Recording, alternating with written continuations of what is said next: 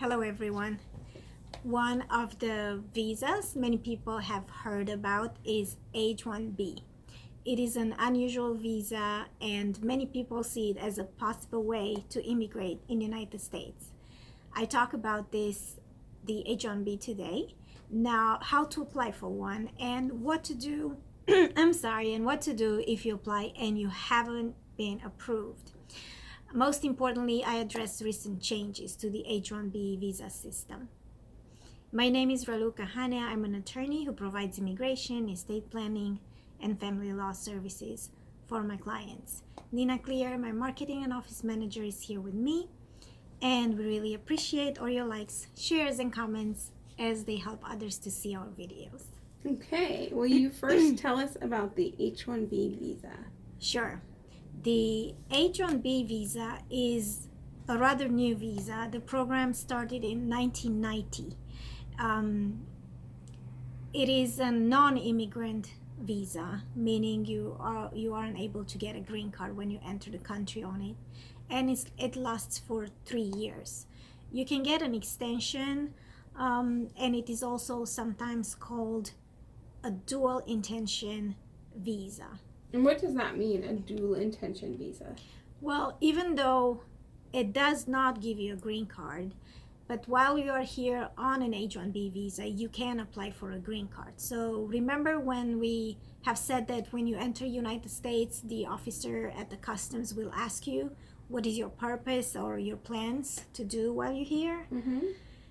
Well, with most temporary visa, non-immigrant visas, if you say your purpose is to move in the United States permanently, they will not let you in.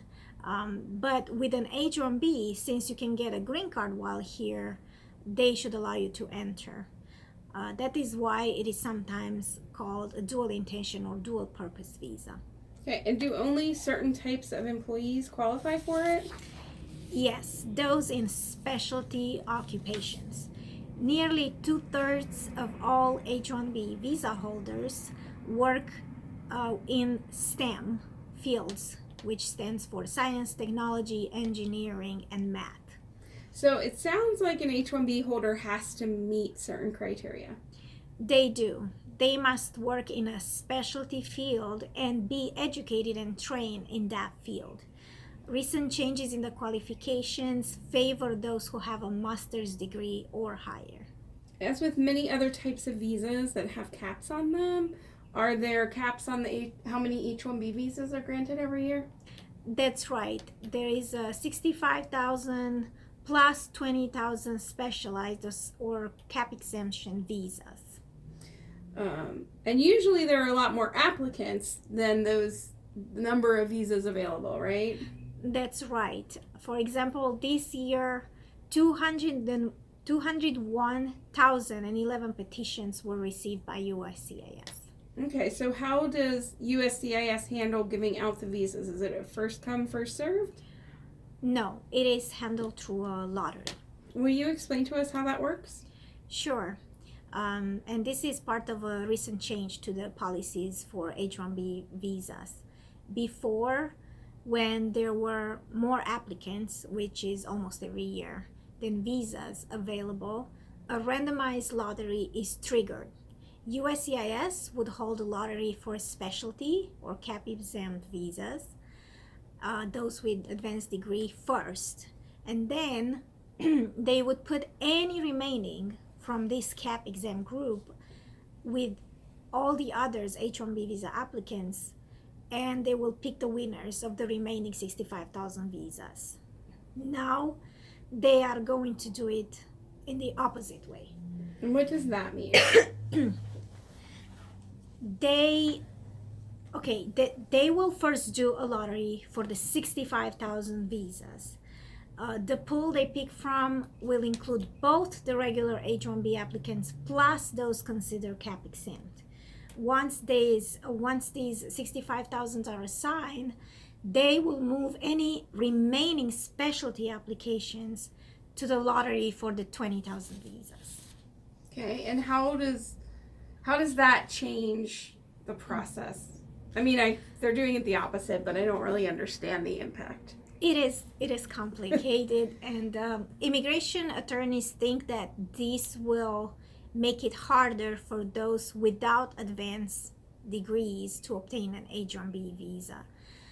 Trump's administration wrote that this was their goal for this change, to get more people with advanced degrees who are paid higher salaries. Okay, any other changes?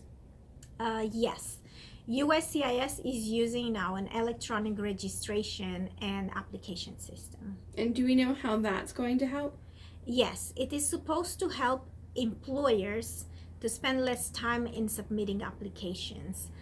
Previously, an employer had to fill out complete applications for all employees, many of whom don't receive a visa.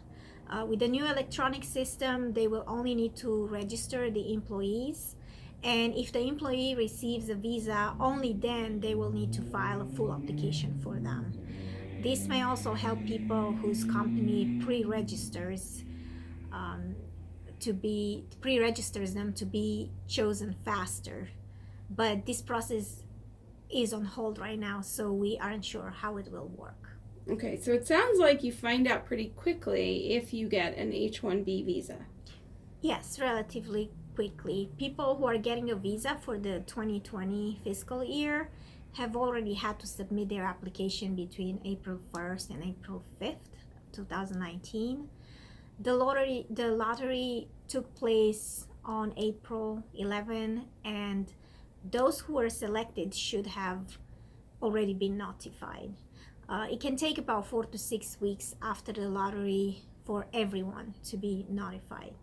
They aren't able, and USCIS isn't able to start work until October 2019 on those files.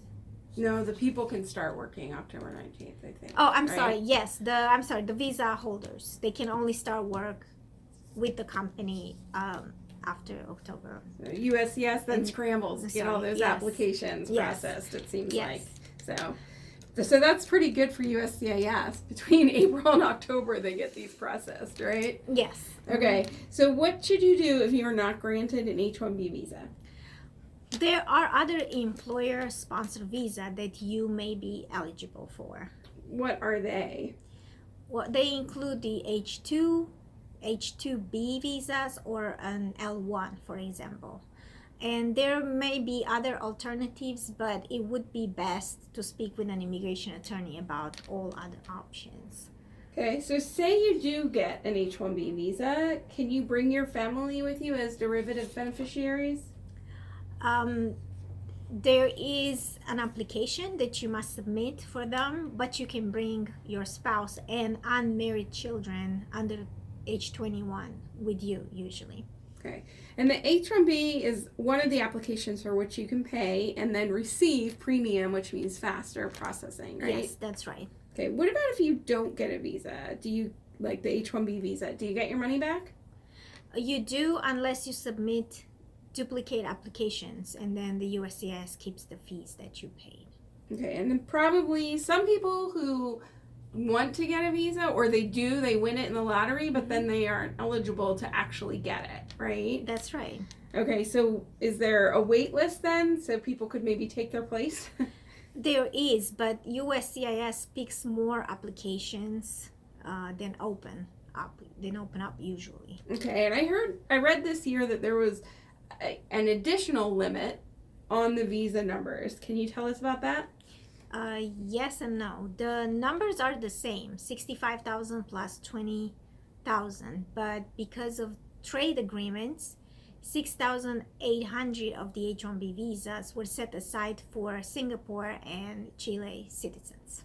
Okay, so since the lottery is closed for now, companies should start, even though it's a ways away, so it's next April, but you recommend the companies start planning now if they are going to want to sponsor employees, right? That's right. The H-1B system is constantly changing, and there is some talk that this administration will change the requirements again, and looking at how much people are paid and giving them an advantage.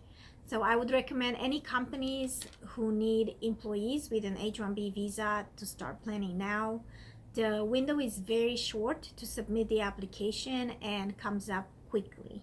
So I would definitely recommend that you consult with an attorney now to get your H1B application and fees in order, as well as make sure they are watching out for you for any changes that might happening to this process, so you are prepared. Thank you so much for watching, and for all your likes, shares, and comments. Please reach out to us with questions about your immigration case. We are always here to help. See you soon.